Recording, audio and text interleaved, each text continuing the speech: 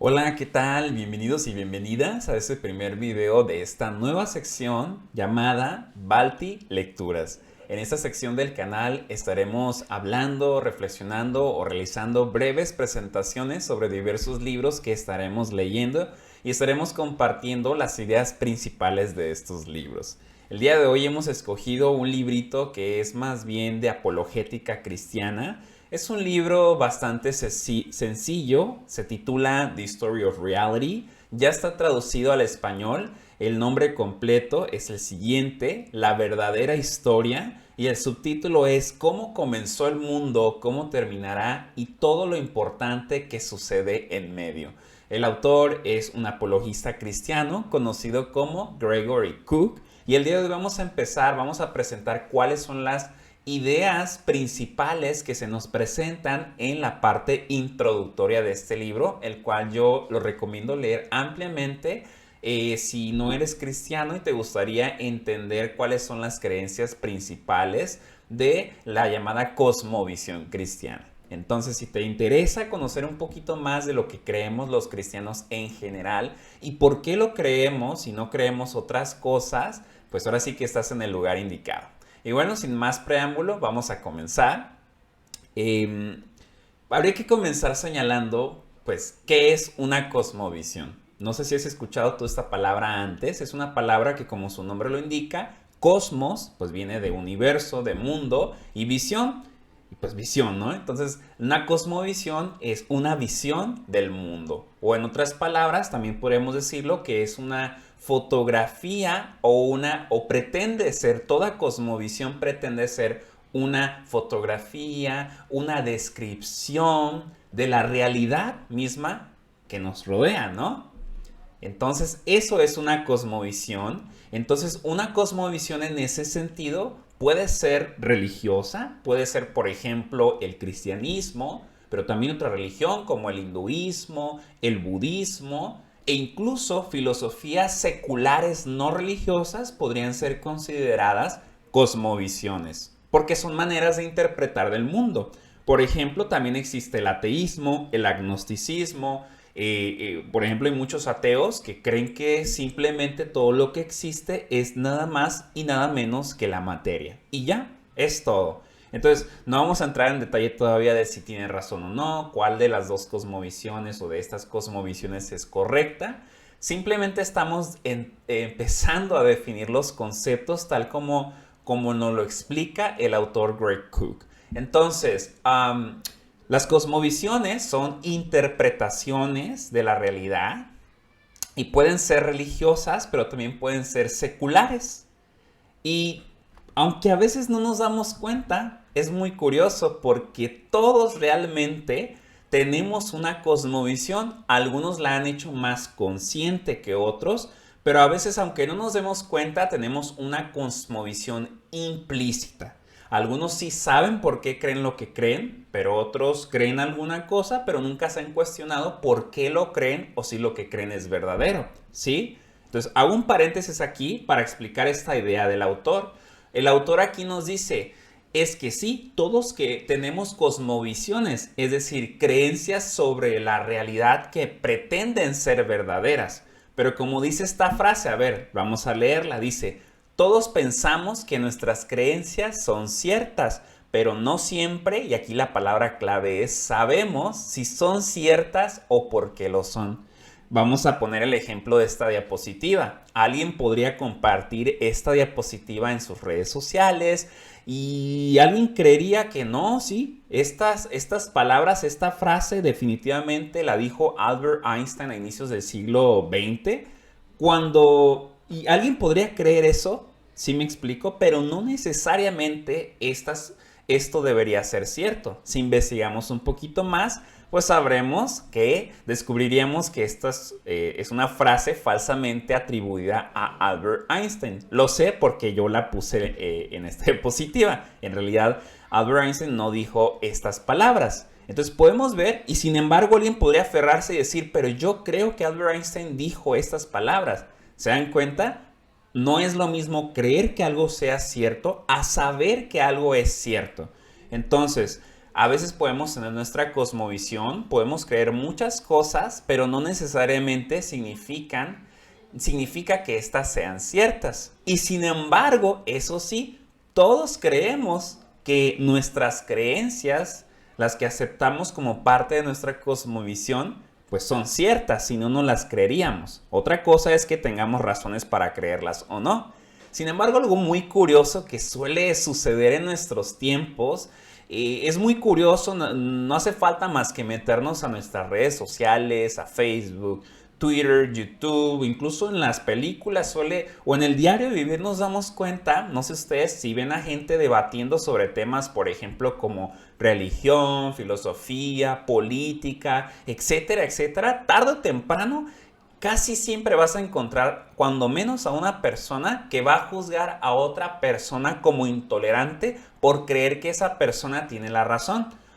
Se los explico con un ejemplo. Es más, imaginemos que pasamos por la calle en el centro y a lo mejor, no sé si te ha pasado, pero a mí me ha pasado que a veces uno va caminando en la calle del centro en Tijuana y ahí se topa con algunos predicadores, ¿no? Ya saben, que salen ahí diciendo que Jesús es el camino y que no sé qué, y que Él es el único camino al cielo. Y a veces a mí me llegó a pasar, no sé ustedes, pero yo me llegó a pasar cuando era un joven ateo, que escuchaba a esas personas y yo decía, ay, qué intolerante, o sea, ¿cómo, se cree poseedor de la verdad absoluta, ¿no? Y era muy rara esa actitud, y hoy digo, es muy rara esa actitud, y porque la persona que está juzgando generalmente a la otra persona por creer, la está juzgando como intolerante, por creer que ella tiene la razón, también cree que tiene la razón, lo cual es una paradoja, es algo contradictorio, ¿no? Entonces hay que hacer ese paréntesis porque luego cuando debatimos sobre ideas es muy curioso, ¿no? Generalmente cuando se trata de religión casi siempre es al que cree o tiene una religión, por ejemplo el cristiano, no sé, al musulmán, generalmente es el que tiene una fe, una religión al que se le juzga de intolerante, cuando realmente también uno, aunque no tenga una fe religiosa, podría ser juzgado por sus propias palabras como intolerante, porque uno también cree que está en lo cierto. Entonces es como un juego muy curioso, ¿no? Entonces sí, no tiene mucho sentido, vuelvo al punto inicial, según este autor no tiene mucho sentido juzgar a una persona de intolerante por creer que tiene la razón, cuando nosotros al juzgar a esa persona también creemos que nosotros tenemos la razón, es decir, que somos poseedores de la verdad. Entonces, es como un paréntesis lógico que hay que ir teniendo en cuenta, ¿verdad? A la hora de juzgar las cosmovisiones nuestras o las de otros. Y bueno, toda cosmovisión podemos decir que se puede comparar con un rompecabezas. Un rompecabezas que se compone de 4 piezas o de 4 elementos fundamentales. Ya sea que la cosmovisión de la cual estemos hablando sea el cristianismo, sea el hinduismo, el islam, el ateísmo, materialismo, naturalismo incluso, vamos a ver que casi siempre todas las cosmovisiones tienen estas 4 piezas, están conformadas por 4 piezas de este rompecabezas. Los 4 elementos, y los vamos a ir aprendiendo a identificar para que a la hora de que empecemos a escuchar de ahora en adelante a las personas que nos están expresando sus opiniones sobre la realidad, sobre cómo funciona el mundo o sobre cómo debería funcionar el mundo social, político, para que a la próxima estemos más atentos y digamos, mira, esta persona implícitamente está diciendo que ella tiene esta cosmovisión. Entonces, las 4 piezas serían creación, caída, redención y restauración. Vamos a ir viendo qué es lo que abarca cada una de estas piezas del rompecabezas. La primera, creación, sería esa parte de nuestra cosmovisión que se relaciona con el origen de todo, el mundo, el universo. En pocas palabras, la primera pieza o el primer elemento responde a la pregunta ¿dónde y cómo comenzó todo? En este caso, pues el universo. ¿Dónde comenzó todo a existir? ¿Cuál es el origen, la causa? La segunda pieza del rompecabezas, sería la caída, ¿sí? La caída, es decir, ¿cuál es el problema que explica por qué las cosas están mal en el mundo? Tercero, la tercera pieza sería redención, porque sería la solución que cada cosmovisión pretende dar al problema previamente anunciado, ¿sí? Y responde a la pregunta, ¿cómo se arreglarán las cosas? Y finalmente tenemos la cuarta pieza llamada restauración, que es la cual se apunta hacia cómo sería ese futuro ideal una vez que se solucione ese problema. Es decir, responde a la pregunta, ¿cómo se verá el mundo una vez aplicada la solución? Entonces, lo repito, según Gregory, él dice que todas las cosmovisiones religiosas o seculares tienen que responder a estas cuatro preguntas. 1. ¿Dónde comenzó todo? 2. ¿Por qué las cosas están mal en el mundo? 3. ¿Cómo se arreglarán las cosas? Y 4. ¿Cómo se verá el mundo una vez aplicada la solución? En resumen, podemos decirlo con las letras, una fórmula de CCRR. Creación más caída más redención más restauración. ¿Sí? Y fíjense, es muy curioso porque para los que tienen, sobre todo para los que tienen alguna fe, en este caso para quienes son cristianos, me gustaría hacer mucho hincapié en esto, porque a veces pasa que uno tiene una fe, independientemente de que seas católico, protestante, incluso testigo de Jehová, mormón, etcétera, a veces cree que uno tiene una fe, pero no sabe cómo entra, cómo sus creencias, no sabe uno cómo organizarlas, ¿sí? Es decir, podemos llegar a tener tres de los problemas más comunes con nuestra cosmovisión. El primero podría ser que a nuestra cosmovisión, es decir, a nuestra imagen o fotografía de la realidad, interpretación de la realidad, le falten piezas, ¿sí? O sea, le faltan creencias fundamentales, que no las conozcamos, a lo mejor porque no hemos profundizado demasiado en nuestra fe, en este caso quienes son cristianos o cristianas. El segundo problema que podría presentarse con nuestra cosmovisión, según Gregory, sería el de no saber cómo armar nuestro rompecabezas. Es decir, podemos a lo mejor haber crecido y haber sido socializados en un entorno ya sea evangélico, católico, ateo, musulmán, lo que sea, pero no sabemos cómo todas esas creencias que nos enseñaron, por ejemplo, a quienes somos o crecimos como socializados en una iglesia, a lo mejor nos enseñaron de niños que Cristo es el Hijo de Dios, que en Cristo hay salvación, que Dios es omnipotente, todopoderoso, omnisciente, etcétera, etcétera, pero no sabemos eso cómo, o sea, eso cómo se traduce. O sea, tenemos todas esas creencias dispersas y no sabemos cómo cada una de ellas se conectan, ¿sí? No sabemos darles coherencia, cuál es su sentido interno. Entonces, ese sería otro de los problemas más comunes. O, finalmente, tenemos otro problema que yo diría que es uno de los problemas más comunes, y aquí sí le doy la razón al autor del libro, porque a menudo sucede que podemos nosotros autodenominarnos o identificarnos con una cosmovisión como lo puede ser el cristianismo o cualquier otra religión, pero sin darnos cuenta, a veces abrazamos al mismo tiempo creencias que no son lógicamente compatibles con nuestra fe o con nuestras creencias, con nuestra cosmovisión. Y a veces tratamos de meterle a la fuerza una pieza a nuestro rompecabezas que más bien corresponde a otra cosmovisión. Así como en esta imagen, como ustedes pueden ver, a veces estamos, sin darnos cuenta, aceptamos creencias que no entran, no cuadran con nuestra cosmovisión porque no son lógicamente compatibles. Se me ocurre ahorita, vamos a dar unos ejemplos, pero se me ocurre como a veces es muy tentador, por ejemplo, como cristianos y cristianas, ¿no? De que a veces nos pasa, digo, admito que es muy tentador, por ejemplo, acudir a veces a lo del horóscopo y que yo soy Capricornio y yo soy Aries y que no sé qué. Y suena seductor la idea, honestamente, pero si lo analizamos detenidamente, no es poner nuestra confianza en Dios, declararnos cristianos, no es lógicamente compatible con esto que es la astrología, en este caso el horóscopo. Sería solo un ejemplo. Entonces, esta idea como de... otra idea muy común, ¿verdad? Como hoy en día en nombre de la diversidad, del pluralismo religioso, la tolerancia, con lo cual no necesariamente no estoy en contra de la tolerancia, obviamente, ¿verdad? Definida como el respeto a las creencias de los demás. Ese no es el punto aquí, pero podemos, creo yo, llegar al error de pensar que todas las religiones son iguales, o sea, que todas las cosmovisiones dicen lo mismo. Y lo cual es lógicamente falso, ¿no? Porque si no, no serían religiones distintas.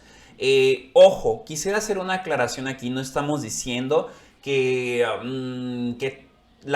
por ejemplo, si uno es cristiano, no quiere decir que uno no reconozca que otras religiones o cosmovisiones no tengan rastros de verdad o que tengan algo de verdad o que podamos aprender algo de ellas. No estamos diciendo realmente eso, pero sí vamos a ver ahorita que tomadas como un todo, por ejemplo, no podemos llegar a la conclusión de que todas las religiones son iguales y que encajan a la perfección, porque esto no es así. Lo vamos a ver ahorita con unos ejemplos. Por ejemplo, ahí va. El primero sería, nosotros, a ver, los que somos cristianos y cristianas, nosotros creemos, si ustedes han leído alguna vez el libro del Génesis, aunque hay varias interpretaciones, no se puede negar que la mayoría de los cristianos, pues creemos que el ser humano tiene un valor especial. El valor intrínseco del que tanto se reflexionó dentro de la teología y la filosofía cristiana durante siglos, pues ahora sí que la cosmovisión cristiana, parte de sus creencias es la creencia en la dignidad del ser humano, en que ha sido creado el ser humano, hombre y mujer, a imagen y semejanza de Dios, que es una criatura especial, ¿no? Que algo especial le fue dado por Dios, tiene un sello ahí especial que lo distinguen de otros seres vivos. Esto es, si nos damos cuenta, entonces aquí ya vemos que hay una diferencia fundamental con otras religiones como lo podría ser el hinduismo, ¿no? Que en este caso algunas clases de hinduismo pues apuestan más bien a lo contrario. Los hindúes, por ejemplo, en general no creen que el ser humano sea más especial, por así decirlo, que un animal como puede serlo una vaca. Entonces, en este caso vemos que ambas creencias, la creencia bíblica o cristiana de la dignidad del ser humano que ha sido creado a imagen y semejanza de Dios, pues choca ahí en este caso con las creencias hinduistas, ¿no? Las creencias hinduistas, las cuales nos dicen que el ser humano y los animales están, por así decirlo, al mismo nivel. No tiene nada, no, el ser humano no es, en ese sentido, no sería una criatura más especial o con una responsabilidad por sobre toda la creación, como sí lo indica el relato del Génesis, ¿no? O a ver, por ejemplo, los cristianos creemos que una vez que nosotros morimos, ahora sí que vamos a tener una existencia, entre comillas, más allá de la muerte. Aunque ojo aquí, porque es muy curioso que a veces uno habla con los mismos cristianos, a veces uno mismo no se da cuenta, pero es una idea errónea, esa idea de que la Biblia o el cristianismo proponen que una vez que morimos se separa nuestra alma, nuestro espíritu, y eso es lo único que va a perdurar después de una vez fallecido en el cuerpo. En realidad, esto no es así. Esta es más bien una interpretación, podríamos decirlo, platónica.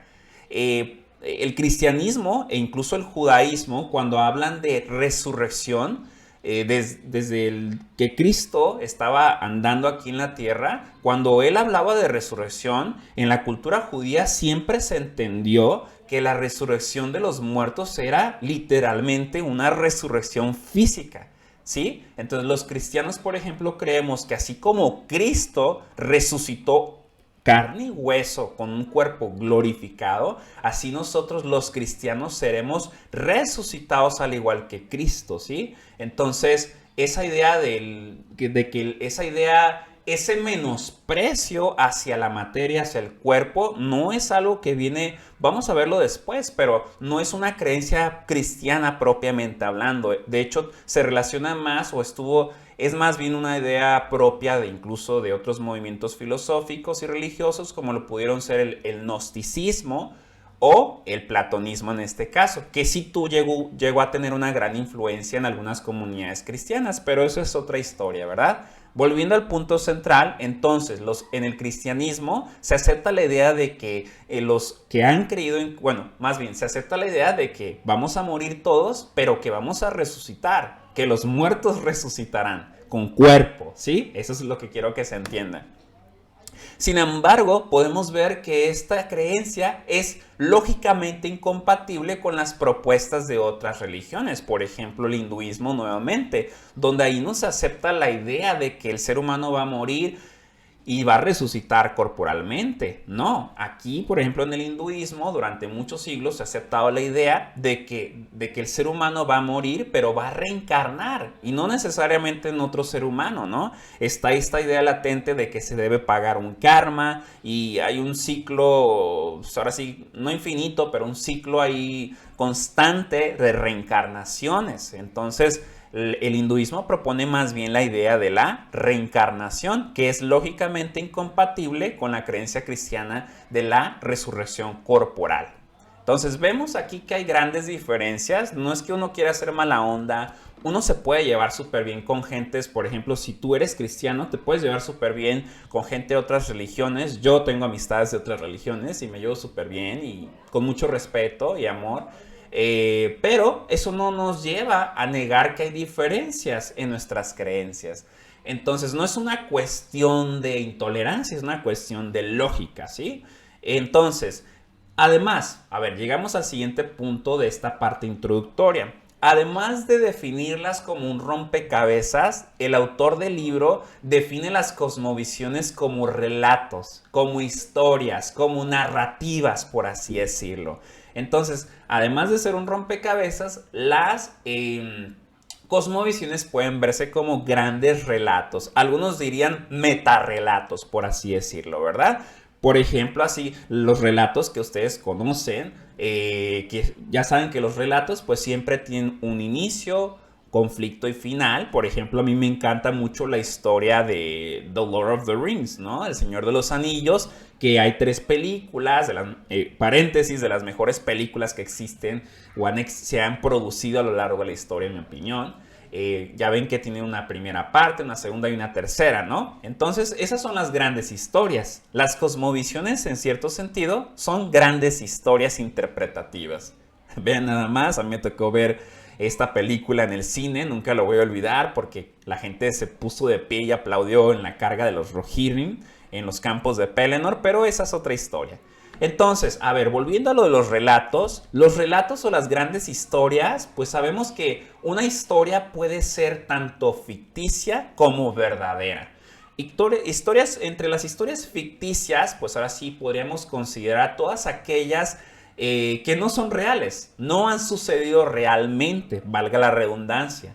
Y los relatos ficticios se caracterizan más bien por ilustrar o describir problemas de manera creativa. Por ejemplo, podemos mencionar nuevamente El Señor de los Anillos o desde la perspectiva cristiana, obviamente, el Popol Vuh, ¿no? Que ustedes han leído el Popol Vuh, pues veremos que ahí estas narraciones son... A mí me gusta mucho leer el Popol Vuh, me gusta leer mitología de otras religiones antiguas y vemos cómo de una manera muy creativa, por ejemplo, explican el origen del mosquito, que cómo el ser humano fue creado, etcétera, etcétera. Pero, pues ahora sí que podríamos decir que estas son narraciones ficticias.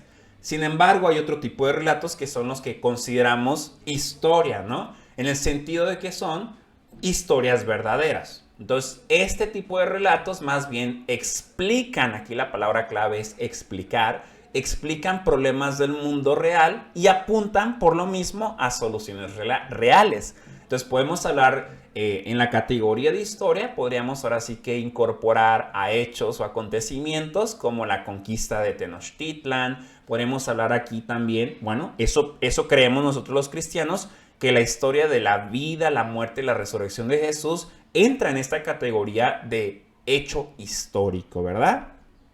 Entonces, a ver, pero estamos hablando aquí ya de relatos, de cómo las cosmovisiones son relatos que pretenden ser fieles a la realidad, ser una interpretación correcta de la realidad.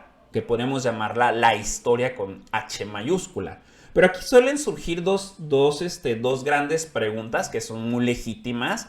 Hay personas, de hecho, no lo vamos a ver con términos muy filosóficos, pero en filosofía, ahora sí, o hay personas que a nivel popular podemos decir que dudan que realmente podamos conocer la historia, es decir, la verdad, que podamos conocer algo realmente. Es decir, abrazan, por así decirlo, un escepticismo epistemológico. Entonces hay personas que dicen, no, yo no creo que podamos realmente conocer la verdad o la historia verdadera o cuál es la cosmovisión verdadera. Entonces su respuesta es no, no lo creo. Sin embargo, como vamos a ir viendo más adelante, estas personas generalmente piensan que lo único que existen son las creencias sobre la realidad, pero que no tenemos conocimiento sobre la realidad. Es decir, todo lo que tenemos son puras creencias y vamos a verlo más adelante. Eso les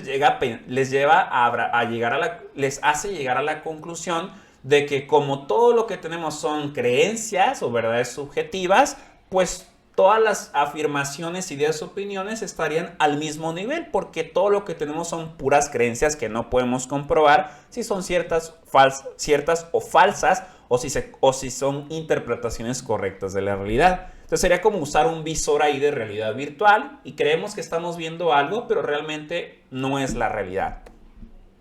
Sin embargo, vamos a ver que más adelante que esto se autorrefuta a sí mismo. Es muy contradictorio abrazar este escepticismo epistemológico, porque incluso, dice el autor, incluso decir que no podemos conocer la realidad es una afirmación que pretende conocer la realidad. O sea, estás diciendo que no se puede conocer la realidad, pero al decir esto, al decir que la realidad es no cognoscible, por así decirlo, pues estás diciendo algo sobre la realidad, ¿sí? Lo cual es ahora sí que es una autorrefutación, por así decirlo. Y bueno, en el diario vivir, dice este autor, nos damos cuenta que nadie o casi nadie vive en el diario vivir en la vida cotidiana. Casi nadie vive abrazando un escepticismo extremo epistemológico o un relativismo exagerado, ¿no? Porque pues ahora sí que nos damos cuenta que sí podemos conocer algunas cosas y que sabemos que las sabemos. Por ejemplo, cuando nosotros usamos un GPS, nos ubicamos con un mapa, nos damos cuenta que el GPS, por ejemplo, nos guía a un verdadero lugar. Por ejemplo, si yo quiero ir ahorita a la Plaza Río y quiero ir al Secud y le pongo ahí en el GPS o en el Uber, pues realmente sé que al final esa ruta sí, y lo puedo comprobar que me va a llevar, esa ruta es correcta porque llego a mi destino, ¿no? Entonces podemos conocer ese tipo de cosas. También en el libro de Reasonable Faith de William Lane Craig, un filósofo, él dice en la parte introductoria de su libro, que ojalá después lo podamos comentar aquí, que nadie es un posmoderno cuando se trata de tomar medicamentos, ¿verdad? O sea, nadie es como que duda o cree que realmente cuando se toma un medicamento, realmente uno cree que funciona y que realmente esos medicamentos son benignos para nuestro cuerpo. Entonces, realmente en la vida cotidiana difícilmente vivimos abrazando un posmodernismo o un escepticismo epistemológico extremista. Pero no solamente hay personas que dudan que podamos conocer la realidad, en ese sentido, la historia verdadera o la historia con H mayúscula, o tener conocimiento, sino que hay gente que niega que exista algo así como la verdad, ¿no? O la historia verdadera, que es lo que estamos estudiando, que es el otro significado, la otra definición de cosmovisión. Hay gente que dice, no solo no creo que podamos conocer la verdad, sino que además no creo que exista tal cosa como la verdad. No existe el conocimiento. Y eso yo les decía es muy peligroso porque ahora sí que si abrazamos la idea de que no existe la verdad y que no podemos adquirir conocimiento, pues entonces ahora eso nos va a llevar a abrazar la idea de que creer que la Tierra es plana, como lo pueden ver así a la izquierda más o menos, que es como un disco ahí sostenido así como por unas pilares, ahora sí que por tortugas gigantes. da lo mismo creer eso, entonces estaría al mismo nivel que creer que la Tierra tiene forma geoide, ¿no? Y que está suspendida en el espacio. O sea, daría lo mismo si abrazamos este posmodernismo o este subjetivismo. O incluso hablando de cuestiones históricas, si no podemos adquirir conocimiento, si no existe tal cosa como la verdad, entonces en ese sentido da igual que uno crea, por ejemplo, que los Caballeros del Zodiaco, me encantan a mí, por cierto, que los Caballeros del Zodiaco, todas esas historias que vemos ahí en el anime, son ciertas, tan ciertas como por ejemplo, como ahora sí que los episodios de la Segunda Guerra Mundial y los soldados nazis. O sea, ¿se dan cuenta? O sea, realmente esto es descabellado. O sea, si abrazamos alguna vez el posmodernismo y ese relativismo, terminaríamos aceptando o dándole el mismo valor a todas las creencias, incluyendo tanto creencias disparatadas como aquellas que hoy consideramos como respaldadas científica o lógicamente, ¿no? Entonces vemos que no tiene mucho sentido. Entonces nosotros aquí creemos, y no solo los cristianos obviamente, creemos, incluso hay ateos que lo creen así, que existe algo como la verdad. Existe algo que podemos llamar verdad, que podemos discernir lo verdadero de lo falso. Y en ese sentido, nosotros los cristianos, ahora sí que creemos que no tiene sentido hablar de tu verdad y mi verdad. O sea, no tendría sentido. Porque en ese caso, ahora sí, o algo es verdadero o es falso. ¿A qué nos referimos con esto? Bueno, a que, por ejemplo, vamos a ver aquí en esta tablita, vemos algunas religiones o de las religiones más importantes. Vemos, por ejemplo, el cristianismo y cuáles son algunas de sus creencias. A ver, ¿cómo concibe, pregunta, el cristianismo a Dios? Pues la mayoría de los cristianos creemos en la doctrina de la Santa Trinidad, ¿no? Que Dios es 3 en 1, ¿sí?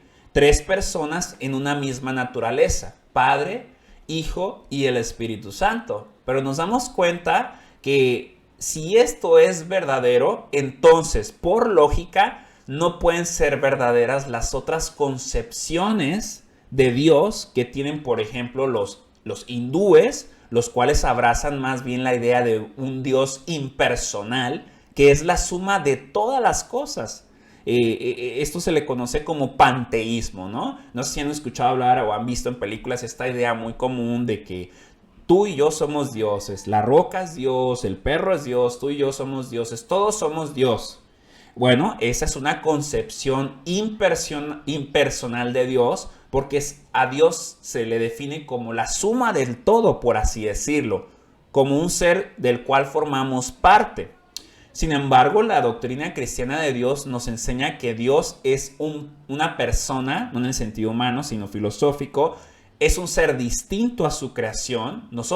Hay una separación, hay una diferenciación entre Dios y su creación que no vemos en la concepción divina de otras religiones como el hinduismo, o incluso vemos como si la doctrina de Dios, la definición cristiana de Dios es correcta, por lógica, entonces no pueden ser al mismo tiempo verdaderas las concepciones musulmana y judía, ya que para el judaísmo y el islam Dios es uno solo, pero para ellos, por ejemplo, para los musulmanes es una herejía afirmar que Jesucristo es el Hijo de Dios, porque ellos son monoteístas, solo creen que hay un Dios y no creen en la Trinidad. Entonces, ojo, lo vuelvo a repetir, nos damos cuenta cómo todas estas creencias, ahora sí que si una de ellas es cierta, pues por lógica, las demás resultan falsas. No es una cuestión de intolerancia, lo repito, es una cuestión de mera lógica.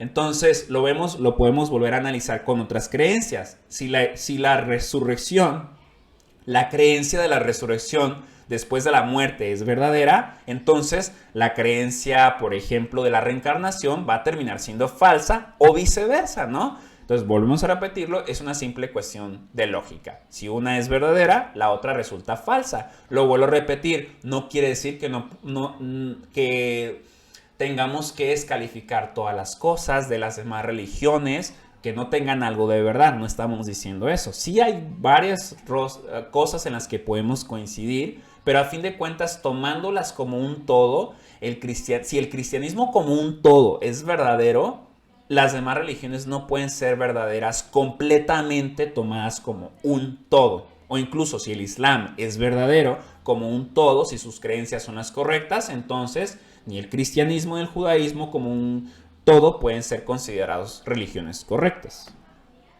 Pero bueno, ahora sí, vamos ya a ir cerrando. Al hablar de cosmovisiones y específicamente cuando vayamos a presentar aquí vayamos a hablar sobre las creencias fundamentales de la cosmovisión cristiana, vamos a darnos cuenta que generalmente surgen dos objeciones. Hay como que dos piedritas en el camino que a muchos incluso les impide a veces, por más que quieran, abrazar el cristianismo, ¿no? A veces hay también ahí cuestiones emocionales, experiencias negativas que muchos llegamos a tener a veces en nuestra infancia y adolescencia con algún extremista religioso, con gente que fue muy juiciosa dentro de la iglesia, lo cual es válido y luego podemos hablar de ese tema, pero a veces no es tanto la parte emocional, sino que hay gente que es muy honesta, que sí se ha hecho la pregunta, por ejemplo, de ¿será el Dios cristiano existirá? ¿Será Jesús el Hijo de Dios? Pero hay dudas que no le permiten o todavía no les permiten o no les convencen como para abrazar la fe cristiana.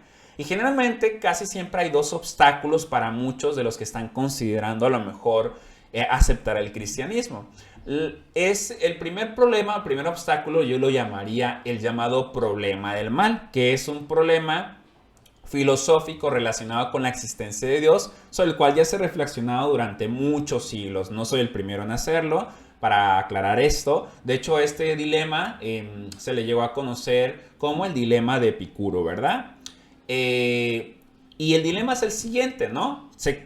Está integrado por dos partes. La primera premisa sería el mundo. Observamos el mundo desde que venimos a este mundo, nos damos muy pronto cuenta que el mundo está mal, que el mundo está caído, que parece que el mundo está roto, dañado, hay mucha injusticia, dolor y sufrimiento. Y casi todos reconocemos esto tarde o temprano, que el mundo está lleno de dolor, de sufrimiento, de injusticias, de violencia, de maldad.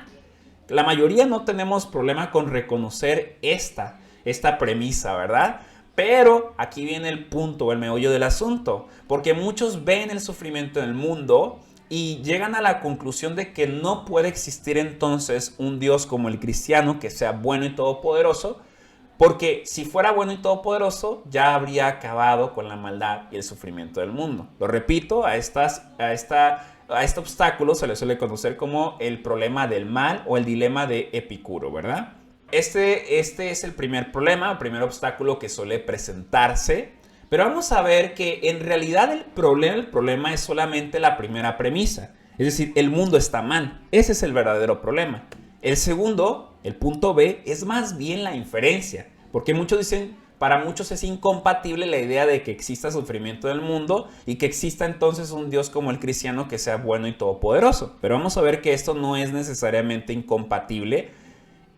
No es así realmente. Y vamos a ver con que por ejemplo, yo me acuerdo que en algún momento de mi vida yo abracé el ateísmo y uno de mis argumentos era precisamente este. Yo decía, es que yo veo que existe y reconozco que existe dolor, sufrimiento y maldad en el mundo. No creo que Dios entonces exista, porque si fuera bueno y todopoderoso ya habría hecho algo al respecto. Pero nos vamos a dar cuenta que esto le sale el tiro por la culata a uno cuando uno abraza el ateísmo, creo yo, esa es mi opinión y eso es lo que dice el autor. Porque si abrazamos el ateísmo, o sea, si abrazamos la idea de que no existe Dios, vamos a darnos cuenta que el problema del mal no se va. Es más, vamos a darnos cuenta que en la cosmovisión atea y materialista no tiene sentido ni siquiera hablar del mal. Y voy a leer el primer argumento, que dice, a ver, en un mundo sin Dios, en un universo conformado solo por materia, no tiene sentido hablar del mal o quejarse de que las cosas no son como deberían de ser.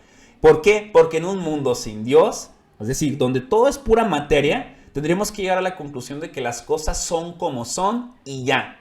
Es decir, nunca ha existido un plan o un propósito con P mayúscula para la humanidad. Entonces ahí que hay quienes, desde una perspectiva cristiana, se cuestionan cómo es muy curioso que a algunas personas abracen el ateísmo y reconozcan la existencia objetiva del mal y del sufrimiento, pero lo sienten o lo han sufrido en carne propia, pero de su cosmovisión no les brinda los presupuestos adecuados suficientes para reconocer el mal de manera objetiva. ¿A qué me refiero? Si tú eres ateo y tú... bueno, al menos así yo lo creía, ¿no?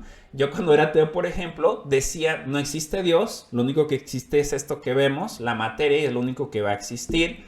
Pero yo decía, pero existe el mal. Sin embargo, después yo me puse a pensar, mi ateísmo no me permitía llegar a la creencia del mal, porque si solo creo que existe la materia y que no hay un plan para la humanidad, no puedo entonces llegar a la conclusión de que existe algo como el mal con mayúscula. Entonces me di cuenta que mi propia cosmovisión tenía ciertas fallas en ese sentido, y que el argumento del mal, el problema del mal, se iba más bien en mi contra, ¿no? Así como esta escena de Thor cuando arroja la pelota. El argumento mismo se me iba en mi contra porque me di cuenta de que mi cosmovisión atea no me brindaba bases lógicas ni sólidas para llegar a la conclusión de que existía algo malo en el mundo.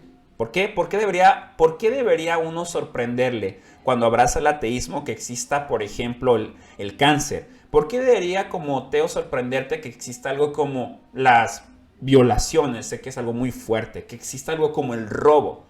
¿Cómo puedes tú llegar y señalar eso como algo objetivamente malo? Subjetivamente a lo mejor sí, pero si Dios no existe y todo lo que existe es la materia, vamos a analizarlo esto en capítulos posteriores. Entonces, pues simplemente tenemos que llegar a la conclusión de que todo es mera adaptación, que las cosas son como ya y ya, es todo lo demás. Toda moralidad es nada más y nada menos que una invención subjetiva. Obviamente hay quienes difieren de esto, pero síganme el rollo por el momento. Este es el argumento del autor de este libro. Y bueno, aquí está otro obstáculo que suele tenerse cuando alguien está conversando con otra persona que no cree, a lo mejor, que no es cristiana. Generalmente otro de los obstáculos que se pueden presentar es esa comezón que le da uno ante la idea cristiana de la salvación única a través de Jesucristo, ¿no?